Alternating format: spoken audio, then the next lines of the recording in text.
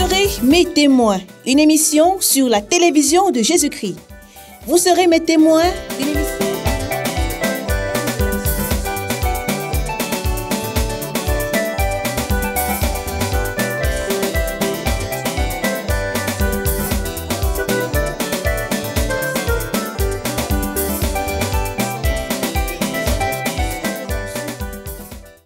Vous serez mes témoins, votre émission sur la télévision de Jésus-Christ CVV International. Vous serez mes témoins, une émission qui montre l'action du Saint-Esprit dans la vie des disciples messagères formés ou en formation au sein du ministère chrétien du combat spirituel conformément à Acte 1, verset 8. La Bible déclare, mais vous recevrez une puissance et le Saint-Esprit survenant sur vous, vous serez mes témoins à Jérusalem, dans toute la Judée, dans la Samarie et même jusqu'aux extrémités de la terre. CVV International joue un rôle capital d'aller vers ceux-là qui ont expérimenté, voire palpé la main de Dieu, afin qu'ils nous partagent leur expérience, qui sont de nous encourager et de nous fortifier. Ésaïe 8, verset 20, à la loi et au témoignage, on ne parle pas ainsi, il n'y aura point d'aurore pour le peuple. Mesdames, Messieurs, bien-aimés dans le Seigneur Jésus-Christ, shalom.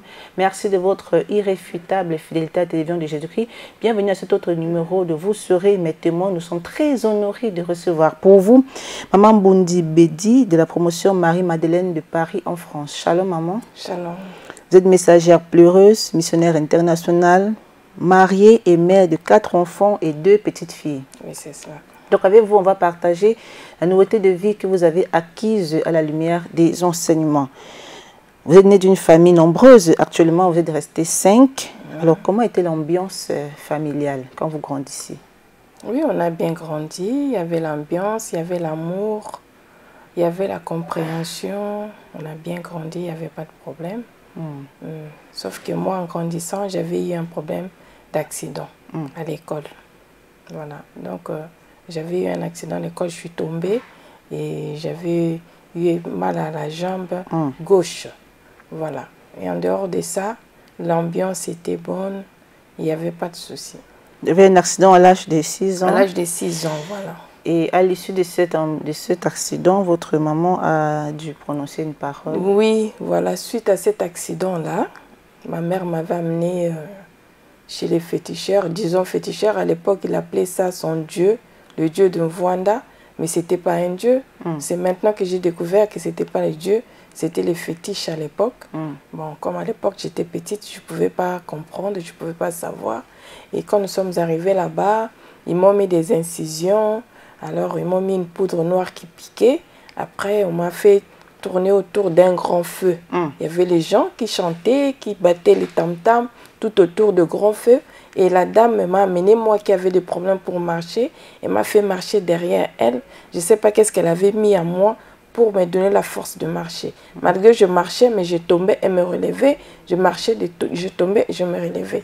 Pourtant, nous devons marcher que derrière Jésus, mais pas derrière un homme. Mais moi, je marchais derrière cette femme-là. Voilà. Et après ça, vous êtes rentrée à la maison avec maman? Après, maman m'a mis au dos, nous sommes rentrés à la maison. Arrivé à la maison, comme tout enfant, je bougeais. Malgré mon handicap, je bougeais. Et un jour, j'ai commencé à marcher tout doucement. Et jusqu'à ce que j'ai repris mes jambes normales, j'ai commencé à marcher normalement. Est-ce que cet handicap n'a pas dérangé vos études? Bon, ça n'a pas dérangé mes études. Après cet accident-là, j'ai continué mes études primaires, j'ai fini. Nous sommes retournés à Kinshasa, j'ai fait les secondaires. Je suis arrivée jusqu'au niveau bac, mais je n'ai pas eu mon bac. Et après, il y a mon fiancé qui est arrivé. On a fait les dots, on a fait le mariage et tout. Et je suis partie rejoindre mon mari en Europe en 1982. Et juste après, vous avez eu un bébé qui a eu des soucis à l'âge de 3 mois. Voilà, juste après, j'ai eu mon bébé. Et après, suite à un vaccin, et le bébé a commencé à convulser la nuit. Il a convulsé, on l'a amené à l'hôpital. On a fait tous les examens, il n'y avait rien. Il a fait ça 2 fois de suite, il n'y avait rien. Après, j'ai fait appel à ma grande sœur. Ma grande sœur m'a donné des plantes, des herbes naturelles pour les mettre dans les yeux, dans l'ombril et dans l'anus. Et j'ai fait ça. Depuis là, il n'y a plus de convulsions. Il n'y avait plus de convulsions, mais il y avait un problème qui demeurait dans l'enfant. Ouais. Je ne pouvais pas le comprendre parce que j'étais encore jeune, immature, je n'avais rien compris. Et c'est à l'âge de 3 ans, quand il est parti à l'école, c'est là que sa maîtresse a vu qu'il y a un problème. Parce que l'enfant ne parlait pas, il était agressif, alors il tapait les autres. Et il m'a appelé, il m'a dit que l'enfant a un problème, il faut qu'il voie un psychologue. Et l'enfant a commencé à voir un psychologue. Et jusqu'à ce que nous avons déménagé, nous avons quitté Paris pour aller à la région parisienne, en banlieue. Et arrivé dans cette ville-là, la directrice de l'école ne voulait pas de l'enfant. Elle a dit, cet enfant, sa place n'est pas ici. Il faut qu'il aille dans une école spécialisée. Et cette école spécialisée-là, c'était l'école où il y avait les enfants qui étaient très très malades par rapport à mon enfant. Et c'est là que sa vie est encore détruite davantage. Alors en 1996... En 1996, il y avait la nièce de mon mari qui habitait avec nous. Et elle partait à une église. Moi, je ne savais pas cette église. Elle allait prier.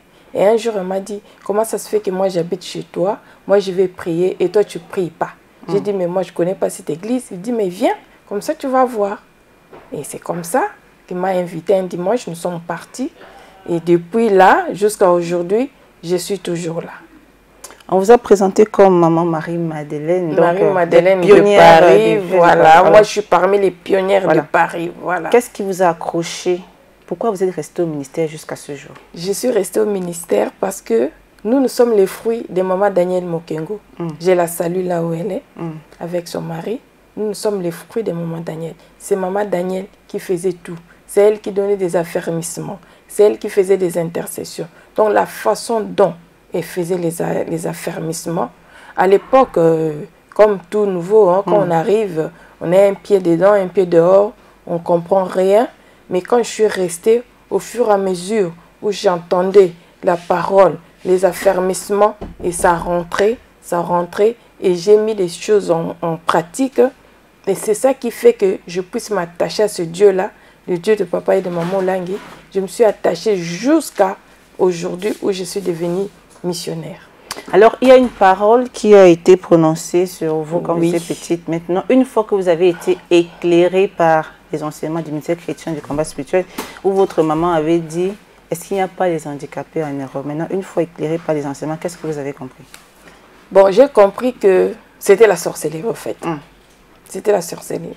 À l'époque, moi, je pensais que non, c'est une mère qui souffre parce qu'il y a son enfant qui est dans la souffrance. Et voilà pourquoi elle a prononcé cette parole. Mais quand j'ai mis les enseignements en pratique, c'est là que j'ai compris que c'était la sorcellerie. Parce que cette parole-là a détruit ma vie, a détruit la vie de mon enfant. Mon enfant, jusqu'à aujourd'hui, il est déclaré handicapé. Malgré il est autonome, il vit tout seul chez lui, tranquillement, il fait sa vie tranquille. Mais il est limité. Il ne peut pas se marier. Donc, il ne peut pas faire ce que tout le monde fait. Donc, il est là, voilà. Alors, moi, ce que les autres ont fait en Europe, ils ont signé des contrats de CDI. Moi, je ne pouvais pas signer un CDI parce que je suis considérée comme handicapée. On m'a déclarée comme handicapée. Alors, voilà. Votre maman prononce une parole à 6 ans. Est-ce qu'il n'y a pas les handicapés en Europe? Oui. Plus tard, vous vous mariez, vous allez en Europe, je me retrouve en vous êtes déclaré handicapé. Votre enfant est déclaré handicapé. Quelle coïncidence. Voilà, quelle coïncidence. C'est ça que je me pose la question. Comme on dit dans Zacharie 13, les douleurs, les plaies que vous avez, où est-ce que vous les avez eues? Dans la maison de ceux qui vous aimaient. Voilà, donc il a sorti cette parole-là, et cette parole-là m'a poursuivi jusqu'à aujourd'hui, je peux dire. Mais avec le Dieu des papas et des mamans Langui, le Dieu puissant, le Dieu qui change des situations, c'est lui qui change la malédiction en bénédiction. Cette parole-là, ça ne va plus exister dans ma vie. Parce que je suis en train de combattre, je suis en train de lutter contre cette parole-là pour que ça ne me dérange plus. 42 ans en Europe, sans CDI. Sans CDI. Échec au bout du succès, esclavagisme, inconsidération. Voilà, inconsidération. Déclaré handicapé. Déclaré handicapé. Alors, voilà.